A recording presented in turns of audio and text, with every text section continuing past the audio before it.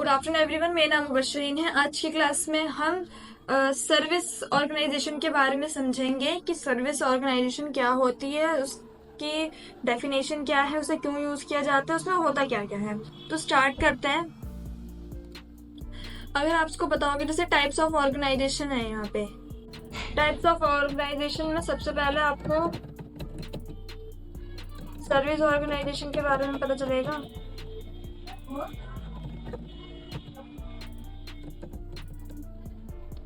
क्या service organisation होती क्या है। अगर मैं नॉर्मल बात करूं टाइप्स ऑफ ऑर्गेनाइजेशन की, तो हमने तीन टाइप्स के ऑर्गेनाइजेशन पढ़ रखे हैं अपने टैली प्राइम में। कि पहला होता है ट्रेडिंग, मतलब अगर आप कोई सेल प्रॉफिट के उससे अगर कोई सेल करते हैं तो जो भी उससे प्रॉफिट होता है वो आपका ट्रेडिंग में आता है। कि आप जो सेल की एंट्रीज होती है, हम किसी भी प्रोडक्ट या आइटम को या स्टॉक आइटम को कोई भी सामान बेचने के बाद आपको जो प्रॉफिट होता है वो ट्रेडिंग में आता है, ट्रेडिंग अकाउंटेंसी में आता है। वो हमने अपनी टेली प्राइम में सीखा था, चाहे वो इनवॉइस हो चाहे वाउचर था, वो हमने सीख लिया था। फिर बात करें मैन्युफैक्चरिंग अकाउंटेंसी की, तो मैन्युफैक्चरिंग अकाउंटेंसी में हमने खुद के प्रोडक्ट बनाए थे। मतलब मेरी कंपनी जो है प्रोडक्ट तैयार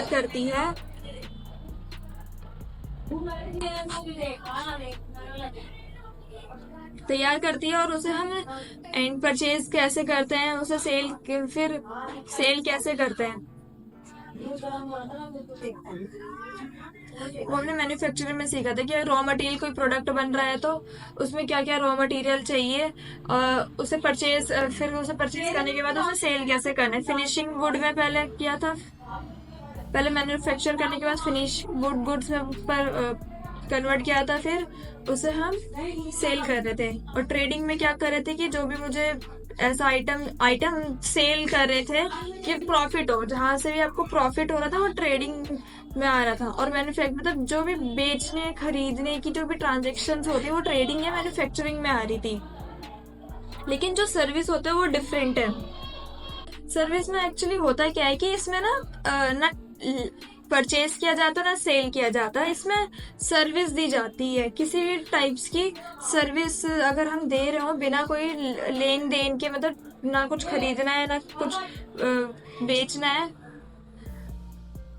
उसमें बाकी बस अगर जब आपको सर्विस दी जा रही है, बस वो सर्विस प्रोवाइड की जाए तो सर्विस ऑर्गेनाइजेशन में होती है। इसके बदले आप सर्विस, जैसे अगर आप सर्विस ले रहे हैं तो उसके बदले आप उसे पेमेंट करते हैं। आप पेमेंट कोई भी भुगतान देते हैं कि आपने अगर ये सर्विस ली तो आपको इतना पेमेंट है करना होता है, वो सर्विस ऑर्गेनाइजेशन में आती है।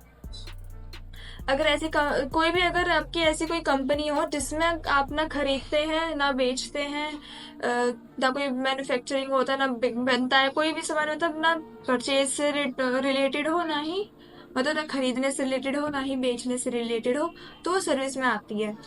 जैसे कंपनी है आपकी कंपनी ना कोई सामान बेचती है ना खरीदती है, वो कस्टमर को सर्विस प्रोवाइड कराती है और उसके रिटर्न उसके बिहाफ में आप कोई पेमेंट लेते हैं। वो कंपनी अगर कोई जैसे कंपनी आपको सर्विस दे रही है तो उसके बिहाफ में आपसे वो पेमेंट लेगी। जरूरी नहीं कंपनी ऑर्गेनाइजेशन हो या कोई इंसान भी हो सकता है कि आप किसी पर्टिकुलर पर्सन से सर्विस ले रहे हो। जैसे अगर मैंने कुछ डेफिनेशन लिख रखी है सर्विस ऑर्गेनाइजेशन की कि ये वह मॉडल है जिसमें हम एक संगठन उत्पादन और बेचने के बजाय ग्राहक को सेवा प्रदान कराता है। ये सेवा आमतौर पर किसी वेबसाइट या मोबाइल पेज जैसे ऑनलाइन प्लेटफॉर्म में होती है, प्लेटफॉर्म के माध्यम से की जाती है। अगर इंग्लिश में बात करो तो business service are preferred to as the activities that assist business yet does not deliver a tangible commodity. Information technology is one such business service that supports various other business services such as shopping, producement and finance.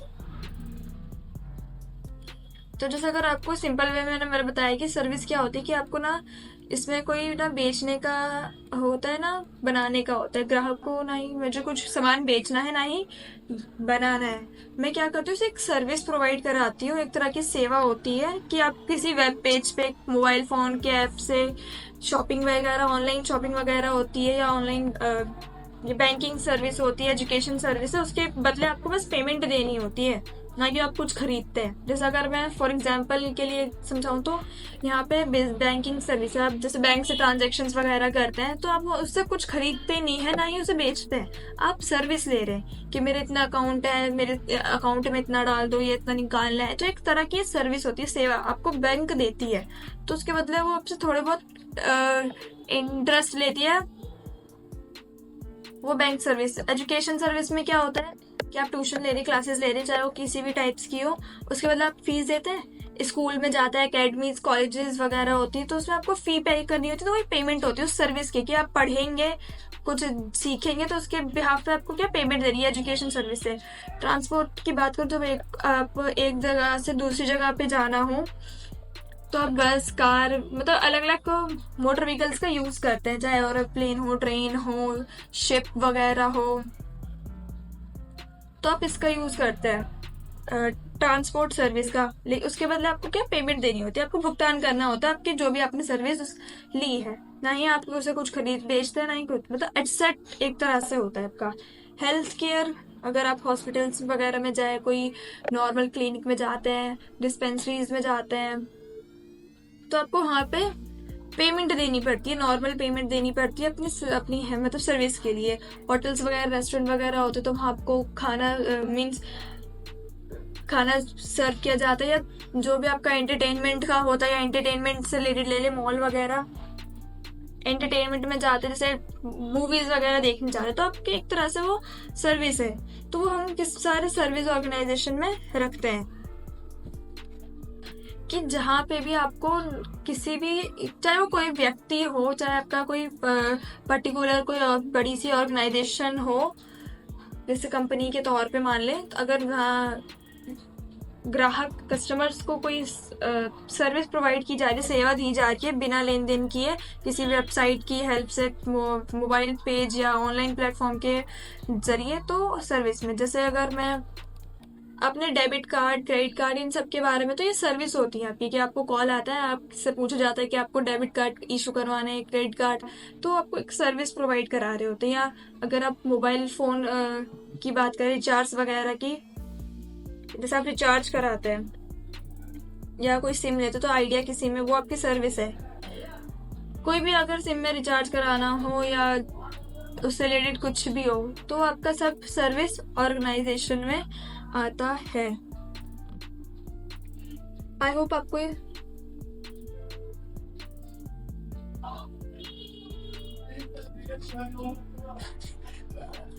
इससे related एक मैंने transaction बताई है कि जैसे Swati started tuition classes. उसका जो tuition classes है वो किस नाम से, मौर्य इंस्टीट्यूट के नाम से, कितने 5.5 लाख में उसने बनाया है, मतलब स्टार्ट किया है उसने। तो आपको पता ही होगा, जैसे मैंने पिछली वीडियोस में की, तो इसकी एंट्री हम किस में करेंगे, रिसीट में करेंगे। तो उससे पहले मैं आपको कंपनी क्रिएट करना बता दूंगी। कंपनी क्रिएट करना मैं पहले अभी कई बार आपको बता चुकी हूँ। अब जैसे कंपनी अगर करनी है तो LTD करेंगे, फिर यहाँ क्रिएट करना है आपको।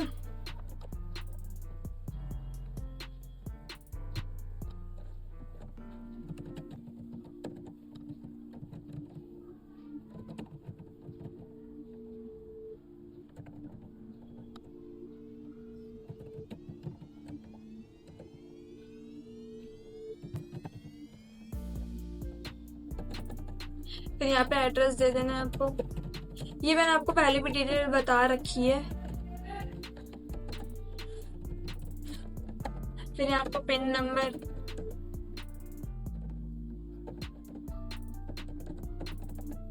अगर ये आप यहाँ कुछ भी नंबर दे दें अभी फिलहाल के लिए।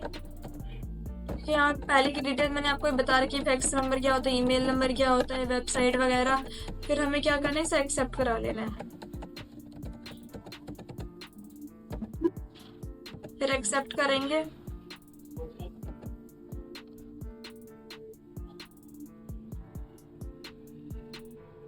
अभी आपसे पूछ रहा है कि कौन कौन सा ऑप्शन आपको यूज करने हैं इसमें से, मतलब आप कौन सा ऑप्शन अनेबल करने हैं। जीएसटी वगैरह का अगर आप करना चाहते हो उसे कर सकते हैं, अदरवाइज आप नो करें।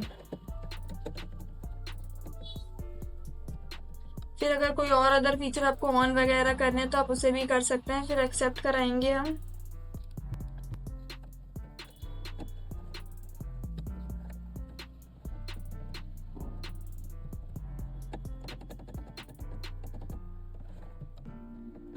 फिर एक्सेप्ट कराने के बाद हमें एंट्री कैसे करनी है अब वो देख लेते हैं। वाउचर्स में आएंगे। वाउचर्स में आने के बाद आपको जैसे रिसीट करने तो F6 हम रिसीट के ले लेंगे। अब यहाँ वाउचर में आएंगे तो आपको किस मोड में, आपको यहाँ चेंज मोड दिखेगा Ctrl+H से कि आपको किस मोड में करनी है, डबल एंट्री में या सिंगल एंट्री में आपको करनी है। तो हम सिंगल एंट्री में, अब मतलब आपके ऊपर है, आप जैसे भी कर सकते हैं। सिंगल एंट्री में करेंगे। फिर आपको यहाँ कोई भी लेजर वगैरह नहीं लेना, जैसे हमारे से पहले वो लेजर पूछता था तो हम लेजर करते थे।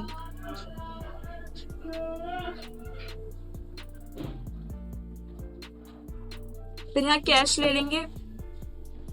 अब जैसे हमें पता है कि यहाँ कैपिटल आई है तो Alt C से हम कैपिटल अकाउंट बना लेंगे।